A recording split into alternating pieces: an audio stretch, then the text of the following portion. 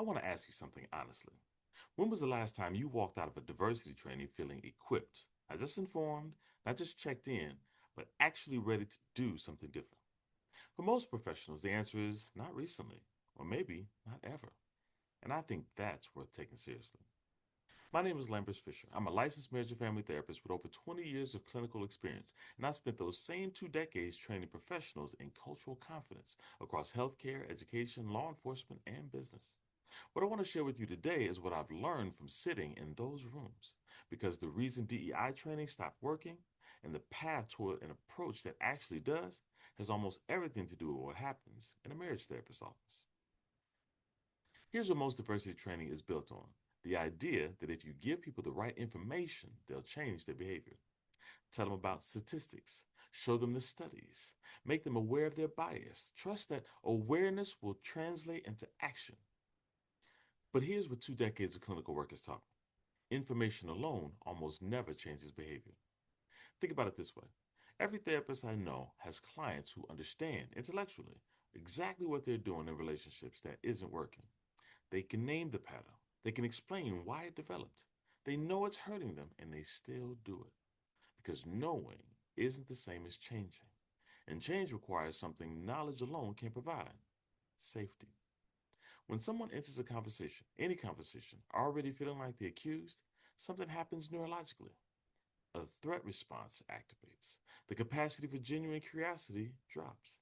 The primary instinct becomes self protection, not growth. That's not a character flaw, that's biology. And building training on top of a threat response and expecting growth is like trying to have a productive conversation with a couple who are already actively in fight or flight. It doesn't work. And deep down, most people in those training rooms already know it. So, what does work? In couples therapy, the first thing I do before any communication technique, before any framework, before any skill building is establish safety. Not agreement, not comfort, safety. Safety means you can be honest in this room.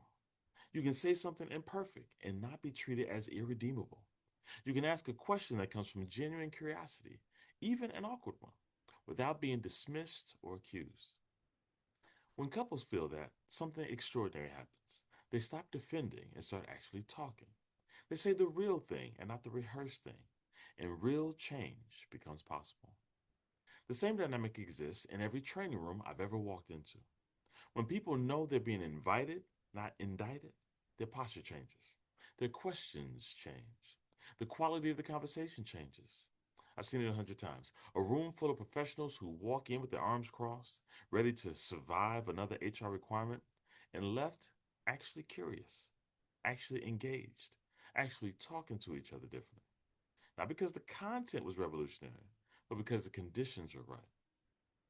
Cultural confidence, real cultural confidence, is built the same way a healthy relationship is built, with psychological safety first, curiosity before correction, and a clear pathway for repair when things go sideways, because they will. Let me make this concrete. 3 things that shift when you move from the fear based model to this one. First, the questions change. Instead of what are you doing wrong, it becomes what would help you grow. One of those closes the room, the other opens it. Second, mistakes become teachable, not punishable. Every therapist knows that the couples who heal aren't the ones that never hurt each other. They're the ones who know how to repair when they do. The same is true in organizations. Repair is a skill, and a culture that teaches it will always outperform one that just punishes the mistake. Third, everyone becomes invested. When cultural confidence is framed as a sacrifice, as something you lose, you will always have a portion of your team waiting for it to be over. When it's framed as an expansion, as something that makes you more capable, more connected, more effective, you can bring everyone with you. That's the work I've dedicated my career to. Not because DEI doesn't matter, because it matters so much that we can't afford to keep doing it in a way that doesn't work. If this resonated with you, if you sat in those training rooms and sensed that something was off, I'd love to connect with you. Subscribe for more. There's a link below for my cultural confidence playbook if you want to go deeper. And if your organization is ready to approach this differently, reach out. This is the conversation I live for.